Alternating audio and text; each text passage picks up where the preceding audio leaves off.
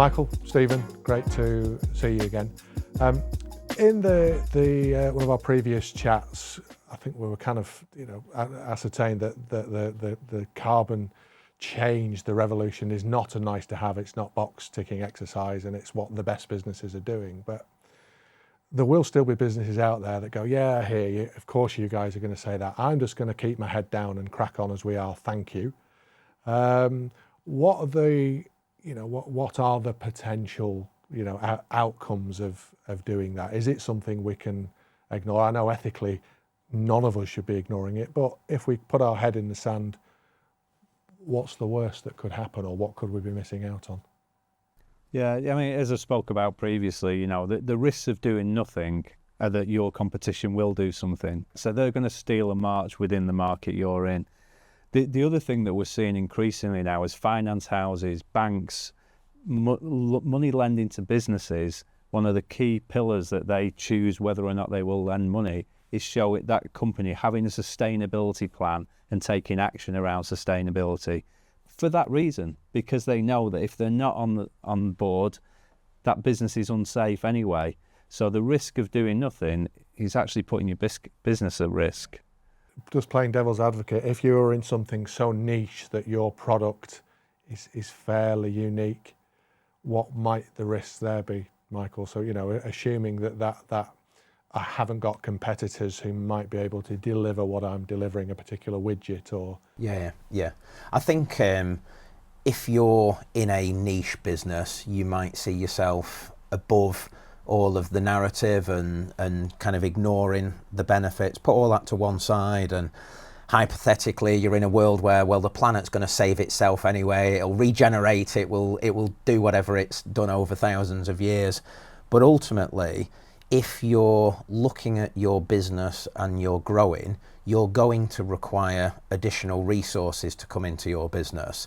And we are seeing statistics of 7 out of 10 graduates in the sciences and in the specialist engineering, mechanical type subjects. They're leaving university, and 7 out of 10 are demanding that businesses have sustainability credentials and commitments for them to want to go and work for a business.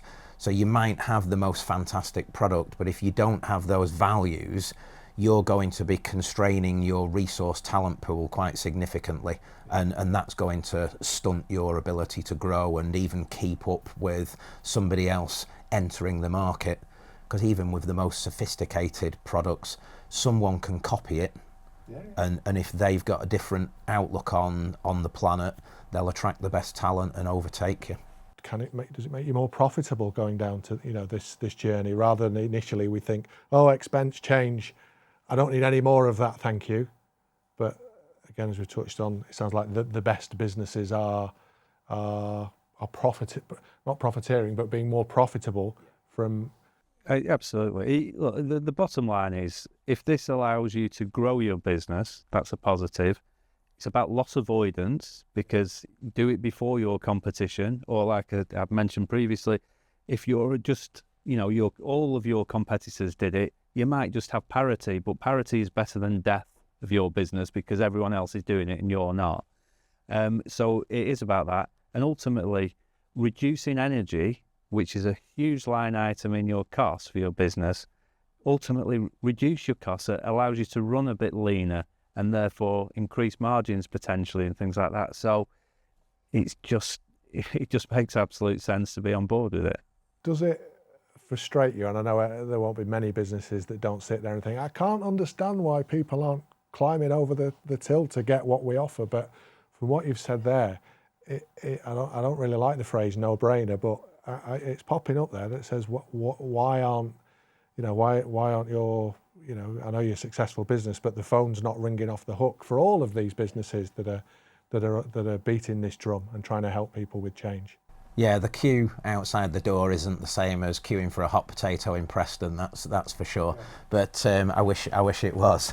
And I think the no-brainer bit, it's the marketplace itself has perhaps created some negative publicity, and trust takes time to build. in order for the value through the conversation, through engineers going out and conducting site audits. It takes time to build enough trust to be invited in. However, if we could accelerate that, then all the better in that regard, because the commercial aspect is one thing, but the reference I made previously around, for the last 25 years we've been working on removing waste energy. And in a former life we used to talk about the cheapest kilowatt hour is the one you don't use. So therefore it makes absolute perfect sense that net zero is just the term that's been created in order for the 2050 goal. But energy efficiency has always been critical in the commercial delivery of good quality energy efficiency advice, searching out the technologies that help machines run more efficiently, allow visibility of data so that you can see when PCs are left on overnight, etc., etc. So the kind of the activities, they're moving with the times, but the concept and the application of good quality energy efficiency has always been there. Yeah. To segue beautifully, if I may say so myself, into a food related sort of story, we've chatted off camera about this particular client journey.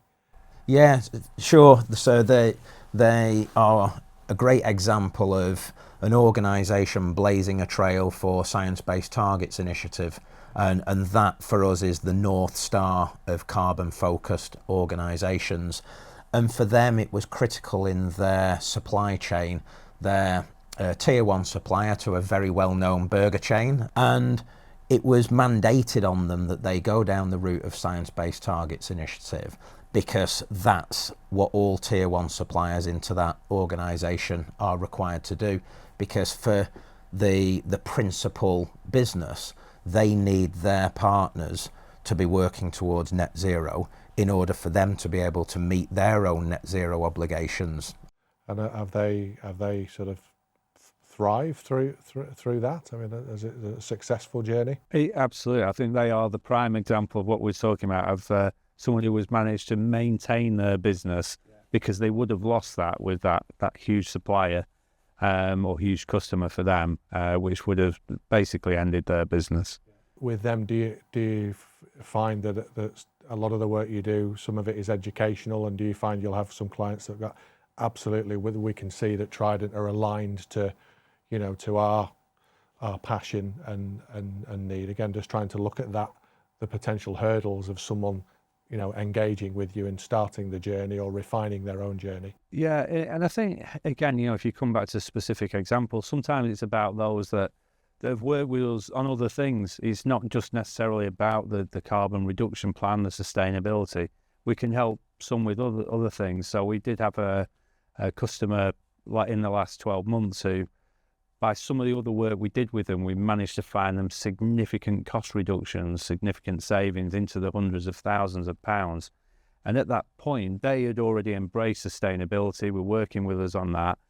They were looking to install a new plant which would reduce energy and carbon and everything else.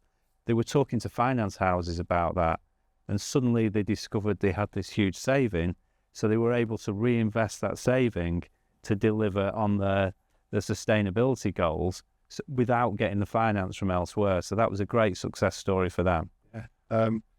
To all the people watching this who've just sat up, and not that they weren't, intrigued so far, but they've heard of not needing finance because it's already sitting in the business. How do we start this journey? So literally, someone's thinking, "I'm gonna get in touch with these Trident guys to see what this is all about. Because if there's money in my business that I can reinvest, I want to see where that is." How does that process start? I think it's about having a good conversation, Rob, and being able to open Pandora's box. What's been done in the past, what the barriers might be stopping an organisation progressing their kind of cost journey. How do they procure energy? What energy efficiency measures have they taken in the past? Are they just sitting on their hands and hoping that government will provide some levies in the future as we get closer to 2050? Because it's only the UK government that's on the legal hook for being net zero. but they're going to have to drag everybody else with them. So change is coming on that front for sure. But start the conversation. Be confident enough to say, hey, we don't mind telling our story. In our business, we've got over 600 years of energy expertise. We have someone in our business that will be able to help, from the flatbread manufacturer to a clothing manufacturer, a high street retailer, the florist, you name it. There's people in the business that have helped and been around organisations across all sectors, from services to tech and manufacturing. But that trust point is critical, Rob, and don't be afraid to perhaps go on the website, download a guide, have a conversation. The worst that could happen is you spend an hour unlocking some things that you'd forgotten about yourself. Because I guess, again, as a business owner myself, you can understand some of the cynicism, because I suppose in the 25 years that you guys have been going, thousands of, and not to put you in that pot of, energy brokers have come and gone, and people will have made a fast buck. I think it's, potentially that stigma almost. There's a bit of tar that comes your, but you wouldn't still be here 25 years on, I would imagine, if you weren't doing a lot of things right. Yeah, absolutely. I mean, we've sort of prided ourselves, if you like, on good customer service and expertise, and that's how we've always operated it. We've always been incredibly transparent. In an ideal world, I would like us to get to a position where customers pay us fees outright for the work we do, rather than taking commission, because that is what has muddied the waters with the energy brokers that you mentioned in the past. Now they have to be transparent. There's rules in place, but they've only recently come in, and there's so many businesses that have been stung by that, which, is sad and a real shame. And unfortunately, as you say, it sort of does put a name out there for the particular industry. But we sort of see ourselves much more of a consultancy than a broker. The brokerage is sort of a side thing that we will help businesses with, if that's the way they would prefer to do business with us. But it is that deeper knowledge is it you find that your clients really thrive upon, and unlocking, a potential, wastage or usage, or, just generally looking at the mechanics of how they're using energy in their business that can be, really beneficial. Yeah, I think when you look at the expertise that's available, that 600 plus years thing doesn't just aim towards an aging workforce. We've got folk that... It's not just you two. It's not just us two. One of our account managers, he's 10 years in the business and he's 26 years old. He left school and only knows energy, really, and only knows sustainability, but he's so driven. And when we talk about talent, finding individuals like that, that at the blink of an eye, they've got 10 years experience, 15 years experience, 20 years experience. We've got the 30 and 35 year engineering experience within the business as well. But that credibility to send a consultant engineer into a manufacturer who's got a chief engineer or a process manager, that, let's be fair to them, they know their businesses inside out. And you've got to be able to walk the walk and talk the talk with those people, or else you get found out very quickly. And like you said before, we wouldn't still be around 25 years later if we weren't all that. And I think it is that credibility point of view of, we'll put experts into your business, our client's business, and they will be delivering expertise in their field. And it's really important that you've got that credibility, and we're not here to make a fast buck.